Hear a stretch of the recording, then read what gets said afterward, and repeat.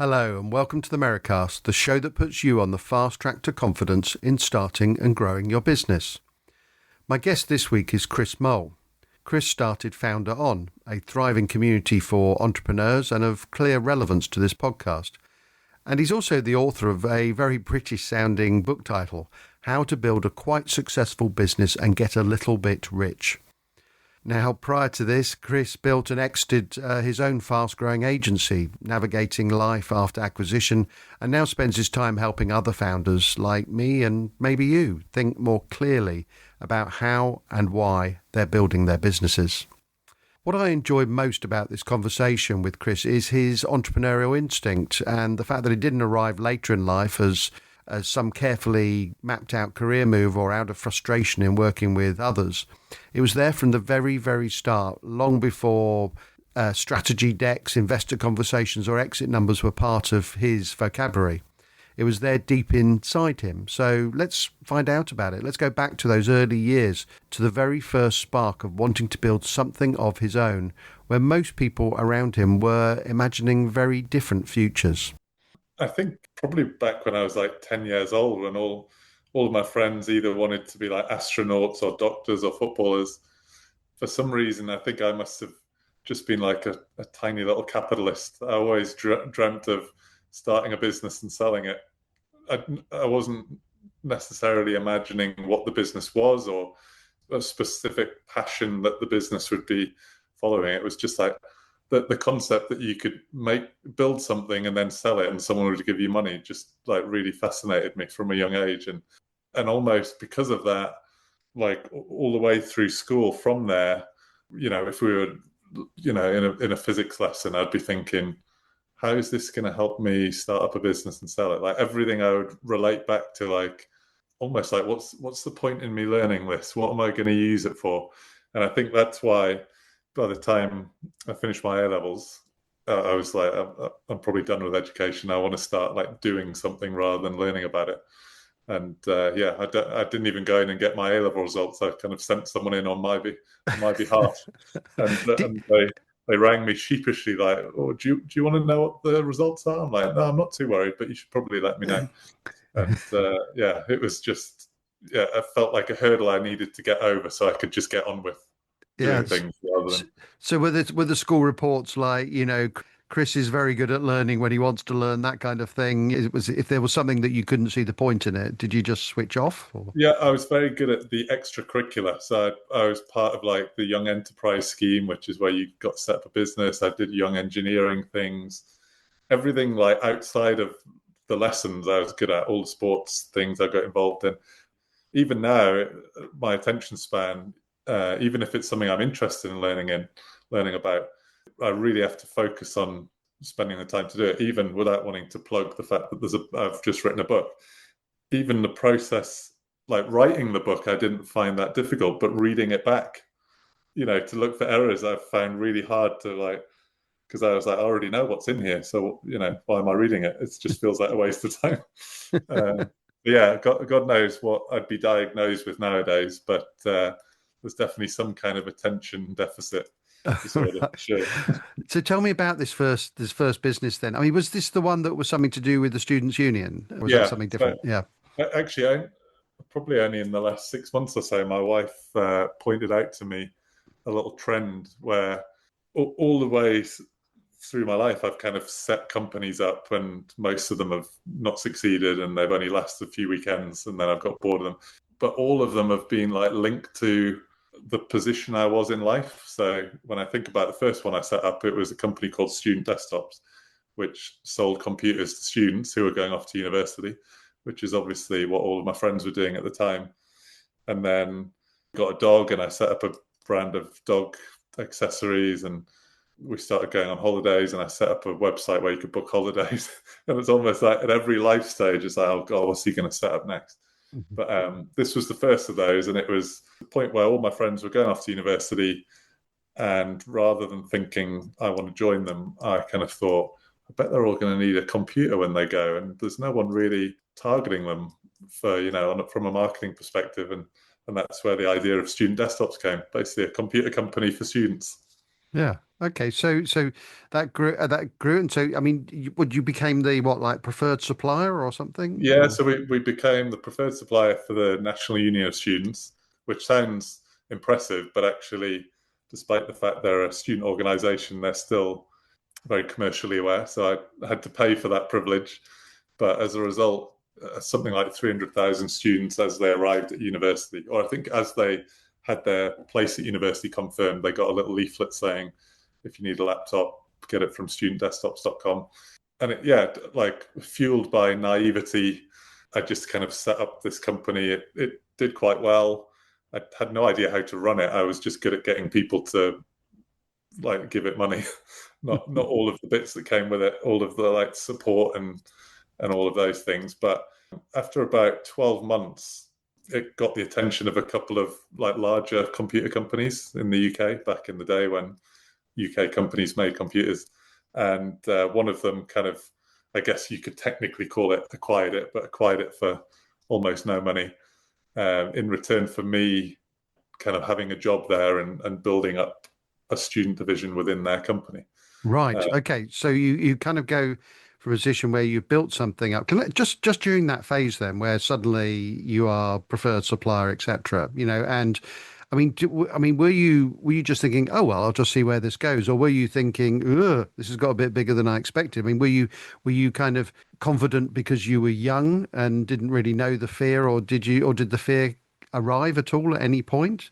No, it's just completely naive, like no plan of what I was trying to achieve. Still living at home with my parents and no real financial requirements, in life. It was more the kind of game of it, I guess. Like every sale, it was more about the fact it had been a sale rather than the value of the sale. Like I've always been fascinated, and even now with the stuff I'm doing, of like figuring out what I think people will do and then setting up a system that allows for that, and then watching what people really do when they go into that, like kind of marketing funnels or customer journeys, and just almost like it's a board game.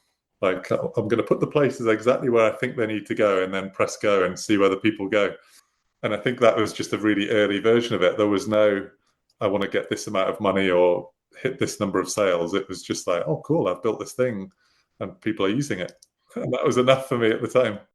So then you sort of sell it, although as you said, not for much, and then you kind of get it. You kind of you're in a sort of division or running a division of a business. I mean, did your parents say, "Oh, thank God, Chris has now got a proper job," and he's Yeah, working probably. in a proper organization? But what was that like for you? Because a lot of people struggle with kind of going, running their own thing to actually being part of some other structure. Yeah, I guess I was fortunate that it was kind of like my own little business within a business. So I quite like the fact that there is now people that did all of the bits that I wasn't very good at, like the financial planning or like graphic design. Suddenly there was a design team. And I guess that naivety's never really left me. I think if you overthink things too much, that's when you slow down. So a lot of it was just coming up with ideas, trying them, seeing if they worked or not. And I think I was 20 years old at the time. I was making quite a lot of money. It was quite exciting, and all of the kind of like there was newspaper articles and things because technically this thing had been sold and everything. And there was definitely like from an ego perspective, it was people regularly referred to me as like young executive or high flyer and everything. And I think what finally instigated me to start Molesey, which is the last company I started, was just like watching that change over the course of 10 years where it's like, oh, I'm not really young or an executive anymore. I'm kind of just became kind of mainstream. Yeah. And I think I struggled with that a bit, like from like, what is my identity now? I'm not this kind of young whiz kid. I'm just an employee. And I think that's what gave me the kind of motivation to do it properly. So is Finally, that is that like a sort of entrepreneurial midlife crisis, if you yeah, like, I think so. So I think so, so. so, Yeah, so you just suddenly thought this has got a bit boring, and you just what you kind of lost your sort of zip, if you like, and thought, well, I need to get it back. And I mean, was there a particular moment where in your mind Molesey was born, or a moment where even if you didn't know what Molesey was going to be, you thought, I got to get out of here? Yeah, I mean, I can literally even see in my mind exactly where I was at the exact moment. I think a midlife crisis is a good description. It was, I think I just got kind of comfortable, and like you get used to an income and not too much stress and everything. But that's when I started just like maybe my wife would go away for the weekend, and I'd be like, right, I'm going to start a company. And to the point where you'd come back and be like, what have you done this time then? I'll be, I've started a vegetable seed company, or I've started a holiday booking company. And it was almost like I was having a business formation breakdown, because I was just desperately like clinging at stuff. And I was trying to invent things and like, what can I do? And I was constantly saying, what can I do as a company? And then we were on holiday with I think my daughter was like 4 months old at the time. We went to Cape Cod, Boston and Cape Cod on holiday. And it was, some holidays are a bit of an anticlimax or whatever. This was just like everything was perfect. It was like the best holiday ever. And we were driving back to Boston Airport to go back, and I was just like, oh, geez, I've got to go back to that job. It's so boring. And Steph was like, why don't you just like start a company doing what you do now? Like, why do you need to invent something? And it was like, oh, I could just do what I do now, but for myself. And that flight home, that was like 7 hours of just Excel, worst case scenario planning, best case scenario planning. And it took me like 3 or 4 months to resign, because I was like waiting to get bonus payment or whatever. But as soon as that plane landed, I was like, I'm doing this. It's happening. And that was the Yeah. beginning of Molesey. Fantastic. And we'll get on to Molesey in just a sec. I mean, you do realize that when most people are left on a weekend by themselves, their partner comes back and berates them for what they haven't done, rather than what they what they have done around the house. I do get, though, on the flight thing. Sometimes I find the flight, to anywhere, just a great time because you don't have to talk to anybody. You can pretend you're Yeah. listening or watching an in-flight movie or something, and it's just a great thinking time. But tell me about Molesey. So what was it? And just chart the path for us. Yeah. So I guess my career, if you want to call it that, 10 years prior had been just various different sales roles, basically. So working for consumer electronic manufacturers and selling their products into retailers like Currys and John Lewis and people like that. As a result, I had a good experience of that world, good network with the retail buyers. And yeah, I just figured out there's probably lots of brands or manufacturers based in America, for example, that want to sell in the UK but can't, because they can't afford a full-time salesperson. So Molesey started, and it was just me being like a kind of freelance retail sales rep, effectively. The commercial model was a small retainer, like £1,500 a month, plus a commission on all the sales that I made. And the thing that excited me about it was the scalability. I wasn't really selling time. I was just selling an outcome. If I had 10 clients, as long as they weren't selling competing products, it was almost beneficial to the other clients, because there was more chance that I would get a meeting with the retailer. So yeah, the thing that excited me was like, not just I could start a business and make a bit of money. It was like, I can scale this thing even just as me. And that's what got me excited about it. Yeah, and I had a good network back in the day. When was this? This was like 2017.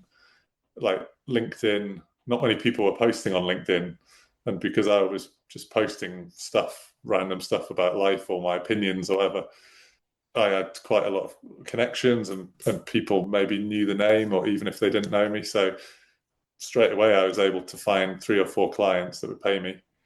And probably for the first 6 months of Molesey, it was just me being a sales guy, going around selling things. And it was then that I noticed everyone's biggest problem was one retailer in particular, which was Amazon, because it was a huge retailer, but it did everything completely different. They had thousands of employees, but none of the employees would speak to you. It was all tools and algorithms and portals. And I really liked the idea that was more scalable, because it wasn't relying on people's opinions. Mm. It was like It wasn't, does that buyer want to buy the one that's blue for that piece of shelf? It was, if I learn how to use these tools better than anyone else, then I'll sell more products on Amazon. And it was probably 2 years into the business where we had maybe 15 employees. We were doing decent revenue, that we decided to completely kill the retail side of the business overnight, basically.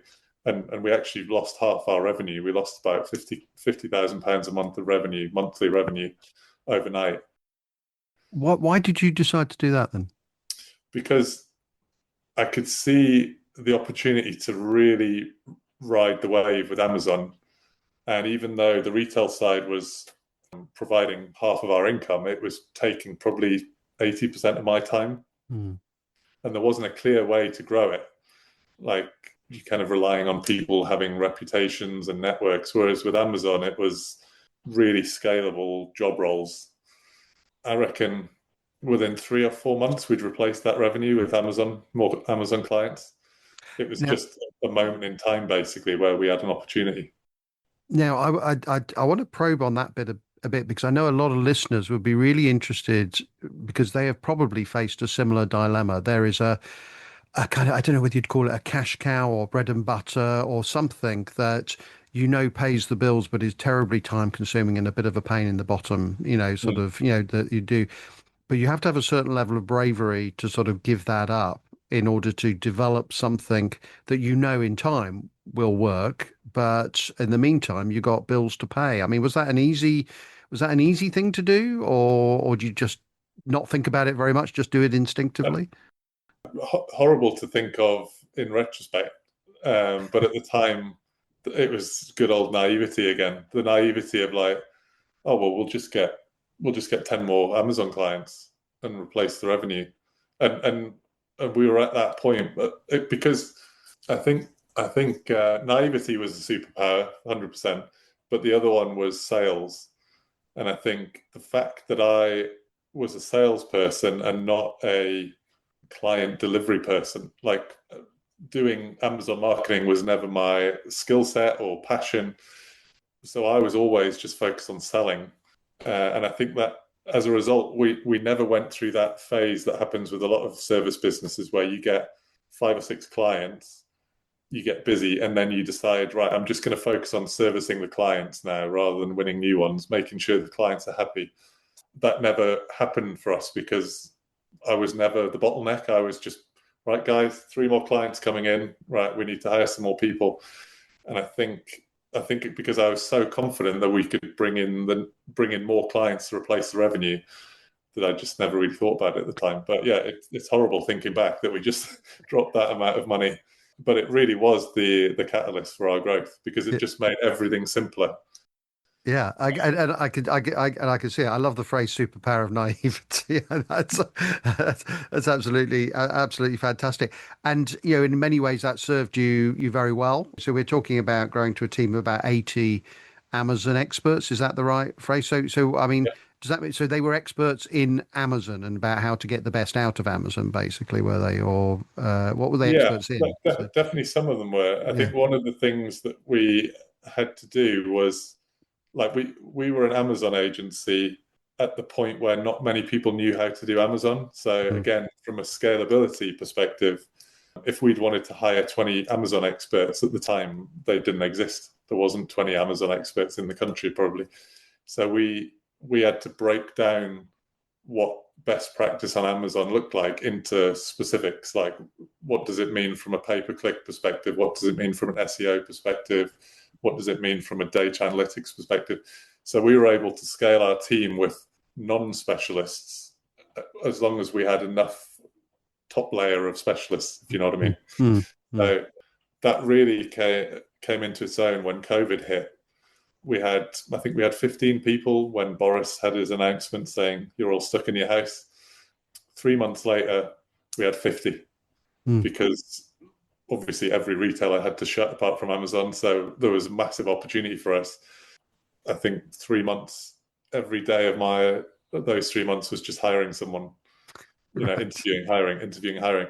And we were only able to do that because we'd like separated the specialty into like more niche skill sets. So this was a completely virtual business. So, no, did you have an office, or Yeah, was but everyone spread all over, or what? in this we had two offices in Farnham in Surrey. Everything was in one place. If someone had to work from home because they were getting like a washing machine delivered, it was like, oh, but they're just watching TV. It's amazing how the world shifted so quickly to that being normal. But it was really fun and easy running the company at that point because almost every day there was a win. Any problem you could just get around a whiteboard, all of you, and sort it out straight away. And then all of a sudden, to go from 15 people in an office to 50 in 3 months, dotted around the world, like it's a whole different skill set that I did not did not hold. I would say, like, I'm good at getting a small team into a place and going, how do we figure this out? I'm much less good at like, how do we communicate this strategy across a global workforce on a Yeah. Zoom call? Well, That was I'm going to ask you then. I mean, so how did you deal with that, or did you delegate that to other people, or how did that work? Yeah, that's when I started bringing in like grown-ups, as I called them, people earning a lot more than I was earning at the time, people that had experience running teams and owning numbers and owning responsibilities rather than just doing tasks. And those people were all based in an office in Farnham. So those people I could kind of touch and feel, so to speak.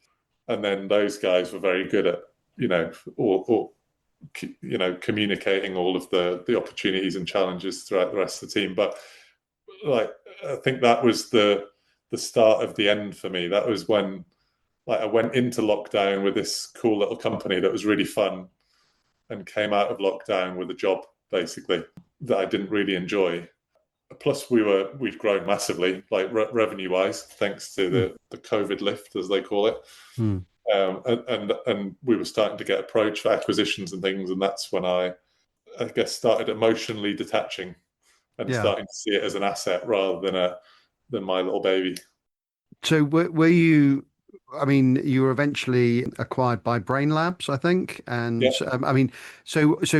I mean, talk about, proper grown-up situations. If somebody, so comes along and says, "Oh, we're very interested in what you're doing, and we'd like to," well, did you have any discomfort handing over the baby? It doesn't sound like you did. It sounds like the baby had turned into, sort of an ugly teenager, and yeah, yeah, you wanted to hand it on. yeah. It's the same advice I give everyone now that I speak to who's looking at exit one day. My kind of mentor gave to me, like probably 2 years before we ended up selling. He said, like, really think about what you want to sell for, as in the exact amount of money you get in your pocket after tax, after transaction costs, after any other equity is distributed. Like, know your number so that when someone offers you it, you know whether to say yes or not.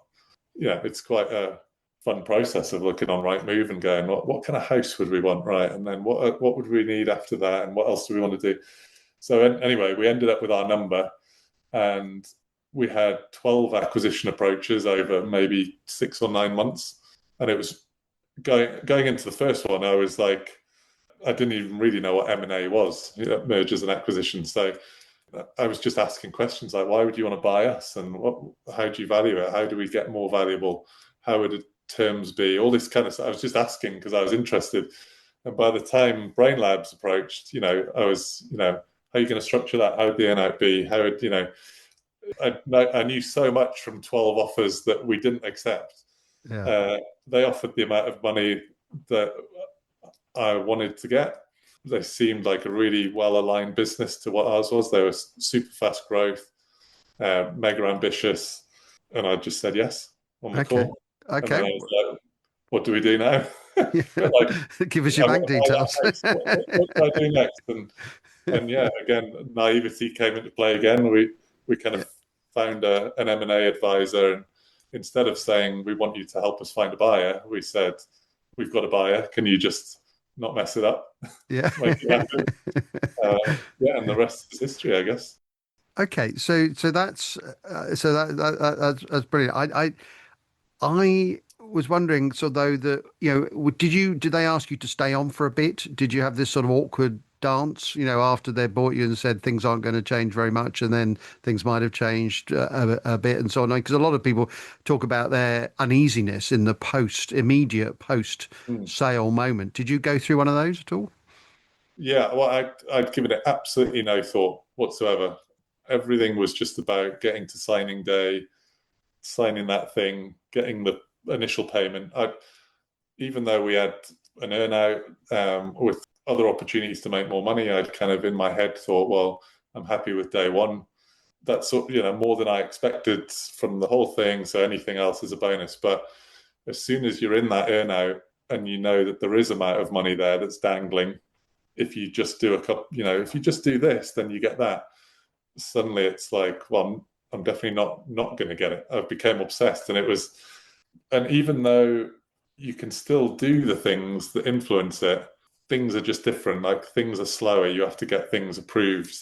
And you realize that all of the reasons why you got to where you got as an independent company was because you could do things fast and try them and fail at them and do something else.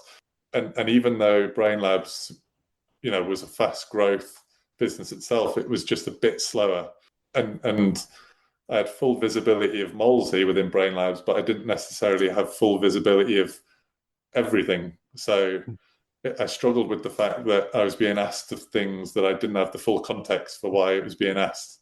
So yeah, it's weird. You become an employee overnight. However you structure the earnout, you're an employee that's got rules. I really struggled with that, not from like a kind of ego, like I don't want to be an employee type thing, but from like, I need more information. Why don't I have that information? I need the reporting to be better. I need to be quicker. Yeah, and I really struggled with that. I kind of like lost control of it a bit, I think.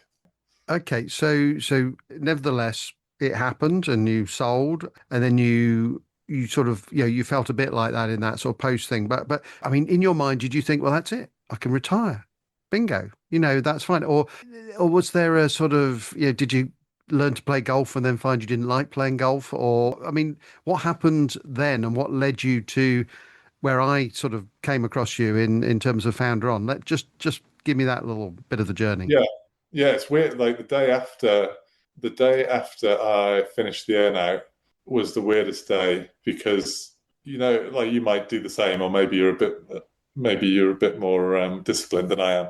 But I'll wake up and then I'll kind of just reach for my phone, and almost the thumb has a life of its own. It opens apps and you don't even realize it's opening it. You're checking your emails. So I wake up, I check my emails, and when you're refreshing it, well, there's literally no emails. I haven't had a single email overnight. You look on Slack, I haven't had a single message. And it's like, oh, like, yeah, I've got nothing to do. and that was a weird feeling, like, because like I've got two kids, so you used to when you're at home, like daddy, daddy, daddy, daddy, daddy constantly. And previously during the working hours, it's like Chris, Chris, Chris, Chris, Chris. Yeah. And then suddenly it was like, oh, no one wants my attention, or no one's got a question for me. It's kind of like really nice, but also a bit weird. And that same mentor that I had told me, like, embrace the boredom, allow yourself to get bored, don't rush into things. And I kind of existed like that for maybe 3 months, just like really bored, but the kind of boredom that you can't say like to your friends, like, oh, it's a nightmare, someone's just given me all this money and now I've got nothing to do and I'm just really bored. Like, you can't. So I started meeting up with other people that had sold their companies, and it was like, right, we can complain about our very privileged problems together. Yeah. And then I did the opposite of what my mentor had said, and I just overcommitted to everything. Could you do that? Can you do that? Can you do that? Yeah. Before you know it, I've got like a 6-day-a-week job of just stuff that I don't really want to do. So then I went through a period of reversing out of all those things again.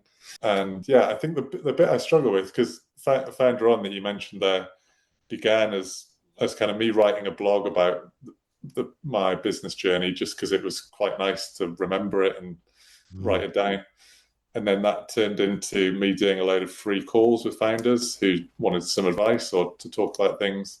And I think because I'd been writing about the fact that I'd had this successful exit, I felt that meant that I couldn't, like, if I tried then to set up another company that made money, it would make me look like, God, this guy, should he not just be doing charity work, or he doesn't need to work, and why is he still trying to make money? Yeah. So everything I did was like, I did the calls with founders for free because I was like, well, I can't charge because I'd look like a little capitalist. But as a result, people would like cancel the calls at the last minute or Yeah. not action any of the stuff because it was free. So then I started just charging like a little bit of money, and then and I think this thing was eating away at me that I wasn't building anything.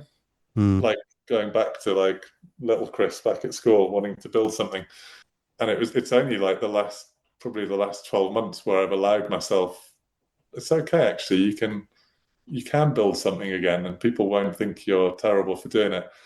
And almost that realization and the creation of a forecast on Google Sheets of how Founder On can scale and evolve was like therapy. It was like, oh, thank God I can build something again that can be interesting and meaningful.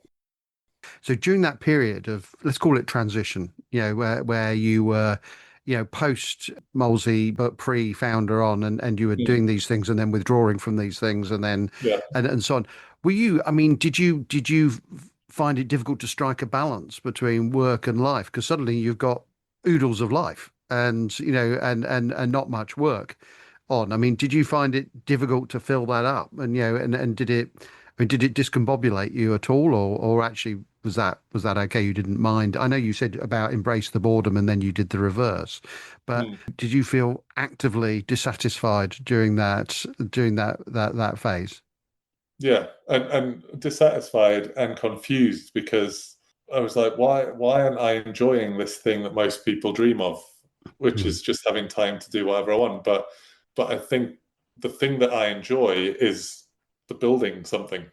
mm, Like I was never, certainly during the early stages of Molesey, I was never like, oh, I wish I was just sat at home watching the telly instead of doing this. I was like, this is so much fun. Look at what we're mm. doing. We're, disrupting an industry and all that kind of stuff.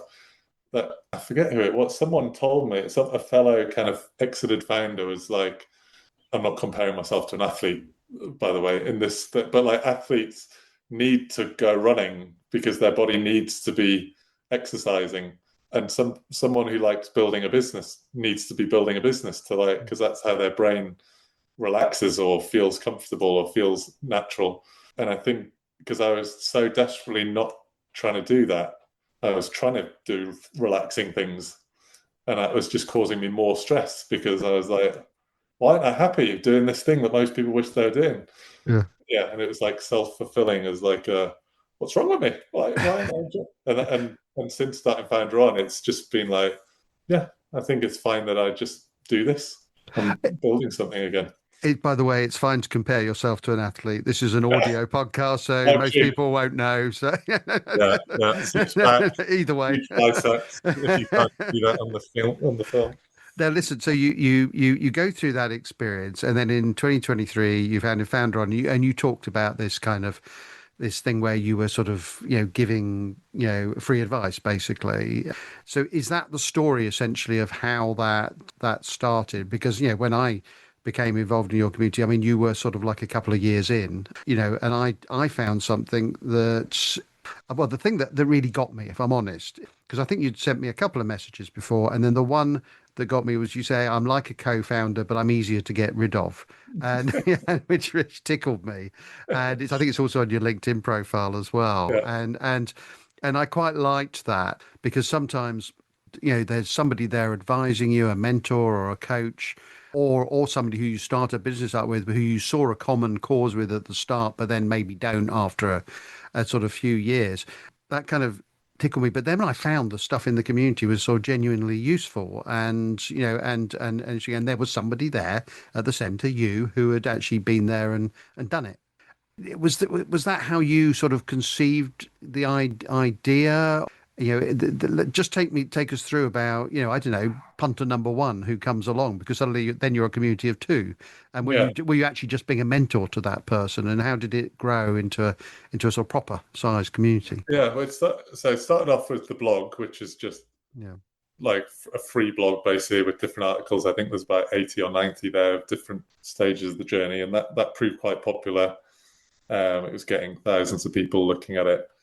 And then that turned into one-to-one consulting, where I'd be like a co-founder, but easier to get rid of because I was a sole founder in my business, and it is like weirdly lonely. Not in like, sitting there crying about how lonely I am, but like, this is a big decision I'm about to make. It would be good if I could just talk to someone about it that knows what I'm going through, kind of loneliness. Yeah, so that was the idea of the one-to-one. And then probably after 12 months of doing that, it just dawned on me, like, I'm only giving my opinion to these people, and my opinions are only based on my own experience of my business. I should probably like link all these people up so they can help each other. And that was the idea for Founder On, the community. And the good thing was I already had that kind of core group of people. So day one wasn't just me and one other person. It was, I think day one was like me and 50 other people. And now, like, almost on a daily basis, like, you probably see the posts, like, I use Founder On for my business. I use Founder On for Founder On because, it might be like, what do you think of this landing page design? Or I can't figure out the pricing for this. And the value of having loads of founders that have all got their own experiences, but all fundamentally understand the life of a founder, it is super valuable. So almost it didn't really have a grand vision at the start. It was just like, maybe I should link up this group of people so they can talk to each other. And it's the people in Founder On that have evolved it into what it now is, which is kind of, and I've got a line for Founder On now, which is, it's a bit like a business coach, but without the price tag. Like, the idea that sometimes you've maybe just got a question every month or a question every 3 months, and you don't want to pay someone hundreds of pounds a month for that information. You just want to have some way you can pop in and not have to ask it on LinkedIn, where everyone can see that you're kind of showing some vulnerability or showing some kind of weakness or whatever it is. Yeah, and it seems to resonate. I've never been part of a community or anything like that before, so this is my first experience of being in one and running one. It's interesting because so I'm a member of my local chamber of commerce as well, and I lovely people at the local chamber of commerce, and I do go to their networking events. But the difference between that and, like, if you're in a community that's online, is that I go to the chamber of commerce and I'll talk to some people. Some will have nothing to do or with what I do and no kind of common interest. They do all know what it's like to work, to run their own business. So that bit of it is useful. And then we go to your community where you're going in and you're asking something specific of others. And I find that's kind of, it's almost like getting lots of really useful information and advice without having to sort of sit through, 7 cups of coffee and, and stale sandwiches or something. And that some of that, it'll be a bit hit and miss, basically, the people you talk to. So I like the immediacy of it, that you can post something and then people will come back with their opinions, which you can sort of take or leave. Are there particular things about the entrepreneurial journey, in setting this up? Are there particular things you want to say from or you intended to say from a sort of entrepreneurial viewpoint, like, one thing I learned is not to do it like this or to do it like that? Were you prescriptive in the way you started up the community, or were you very sort of laissez-faire, like, there's a million ways to make money, so so do it as you want, but I'm here if you want me? Yeah, I think one of the best things about social media and YouTube and whatever else is it's so easy to access advice and tips and all that kind of stuff nowadays for someone starting a business. The danger of that is people start to do things the same as everyone else. Like, often people are looking for a framework or a shortcut or a hack or whatever it is. Whereas if I think about what made Molesey successful, it was almost everything that made us successful was doing something the opposite to how other people were doing it. Doing it super quick, seeing if it worked, and if it didn't, changing it. And I think it's so easy to almost like overplan and get stuck in this procrastination loop of like, I'll start contacting customers on Monday once I've finished the website or once I've got that just right. And I think what it is, like, understandably, is you're trying to protect yourself, because as soon as you ask customers if they want to buy something, they might say no. Whereas I want to know no as soon as possible because then I can figure out a yes. But I think the problem with any kind of framework or best practice or whatever is that it might work for one person and not the other. That's where I think the value of Founder On can build as more and more people join. It's loads of frameworks. It's hundreds. There's 350 frameworks in there at the moment. Mm. If another 100 people join, there's another 100 frameworks, and they'll all be different, but bits of all of them can help in different ways. But yeah, I've tried to avoid, even in the book that I've written, or the courses that you've seen in Founder On, the idea is that they like prompt thinking rather than prescribe you must do it exactly this way. Okay, so you've cleverly mentioned the book twice now. Oh, So tell us what's the book called, and what's it trying to achieve? So the book is called How to Build a Quite Successful Business and Get a Little Bit Rich. And the concept is almost like the opposite of here's how to 10x your business or here's how to build $1 billion startup. I met a couple of founders early on after I exited Molesey, and they had a really cool business that was doing, I don't know, 20 or 30K a month of revenue. And I was like, what's your plan for it? And they said, well, we'd never sell it for anything less than 100 million. And I was thinking, not less than 100 million. Like, you're only doing £30,000 a month revenue. Like, yeah, but we would never sell it for less than 100 million. And it got me thinking, like, why? Like, you'll almost definitely never sell it for 100 million, but you might sell it for 10 million if 10 million is the goal. And that, like, I almost wrote the book title back then and didn't know what the book was going to be about. But like, I feel like there's something where if people lower the expectations of what they're trying to achieve, it can be a lot more achievable. So the book is basically like, it's a written version of the video courses that are in Founder On. That's like, if you're willing to only build a business that you could sell for 5 million or 3 million or 10 million, which will change your life just as much as selling one for 100 million, then this is like a realistic way that you might be able to achieve it. But also, if your aspiration is to earn some money and have a really good life, then it's also success to be a freelancer. Like, you don't have to build this unicorn to be successful.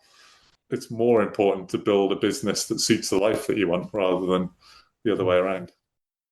Did you have just looking back now, that in terms of, this word we call success, then, and all the models that you've just sort of described, to achieve it. I mean, the kind of National Union of Students sort of success that you had, through to the Molesey success, and now the success, with Founder On. And has your view of what success is, because it strikes, has that changed? It strikes me that you've probably had your greatest successes where you haven't really been thinking very much about that end goal, and actually you've just been obsessed by the present. Yeah, I think speaking to other people that have sold their businesses, this resonates with them as well. There was a lot of things that I delayed until I sold Molesey. So we'll go on that holiday once we've sold Molesey, or we'll go to that restaurant once we sold Molesey, or we'll buy that thing once we sold Molesey. And then you sell the company, you get a bit of money, and initially you do some stupid stuff. Probably I'm sure everyone wastes a bit on going to, doing certain things. And then you kind of just revert back to, yeah, probably could have done that anyway. Probably could have gone on that holiday, but you like delay the gratification until you achieve this thing that you think is necessary. And the kind of things now is like, sometimes I'll go out and I'll not take my phone. And that for me is like pure freedom, because I'm not worrying about, am I missing a message or an email? But I could have done that anyway. I just would have structured the business so that it didn't rely on people getting in touch with me every day. Just little things like that. Or like, I don't have any calls or anything on Friday afternoon. I could have done that anyway. It's just that I thought I needed to achieve this big thing to do that. Whereas actually, if I just decided what I wanted my life to be like, I could have built Molesey around that in the first place. So it was always up to you, but you just didn't realise, that at that stage, in terms of those parameters and boundaries that you might be setting on things like phone or. I thought there'd be some other thing over the mountain that I hadn't even thought about, but it's not. You just revert back. Like there's a guy called Timo who sold his company to Brain Labs just after mine, and he talks about the day that he sold it, and it's, the champagne pot, everything. And then he walks into Sainsbury's, and in his head, he's like, where's the fanfare? Why is no one applauding me? Like, do they not know what I've just done? But effectively, nothing's changed apart from your bank balance. Yeah. Yeah, you still have the can of beans that he was buying is still the same price. The attendants on the store were didn't know, and so it made so life just goes on. We want to give our listeners the confidence they need to succeed, because many of them are sort of thinking about setting up their own business, or maybe are in the early stages. Drawing on your experiences, is there any guidance that you'd offer to someone either launching or thinking of launching their first business? Yeah, I mean, lots of advice, but I'd say the main thing, if you're planning what the business is going to be or do, I would plan it 50% and then go and ask people if they want to buy it, rather than spending, getting perfect business cards, website, marketing funnels, and then realizing that no one wants the thing that you've built. The sooner you can get something like roughly saleable and then start asking people, would you buy this if it was finished? Or would you be interested in this? Do you want to be one of our, early customers? However you think the business will work, or however much you plan it, at least 50% of it will change once you go and ask people to pay you for it. But I think most commonly people spend too long planning and not enough time just finding out. Like the market will decide if something's a good idea or not. And sometimes that means it's not exactly going to be how you imagined it, but the sooner you can get that feedback, and obviously the income that it brings, the better, I would say. And that's where we left the interview. Now, you can't help liking Chris. There's a sort of infectious mix of energy, enthusiasm, and humility to him that feels very consistent, whether he's talking about building his first student business, scaling Molesey through COVID, or starting again more recently with Founder On.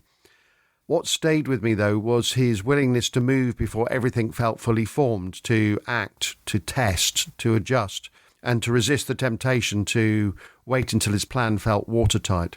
And I think that's something we can all learn from. It doesn't have to be perfect. Try it out on real live customers. For me, then, it's that final thought we ended on about getting something far enough off the ground to see how it flies or whether it flies. And that, to me, feels like a fitting note for any founder. At some point, the plan has to meet reality. So thank you to Chris, and thank you to all our listeners and the great feedback that we're getting on the show. If you enjoyed this episode, we'd love for you to subscribe, rate and review through your usual podcast provider.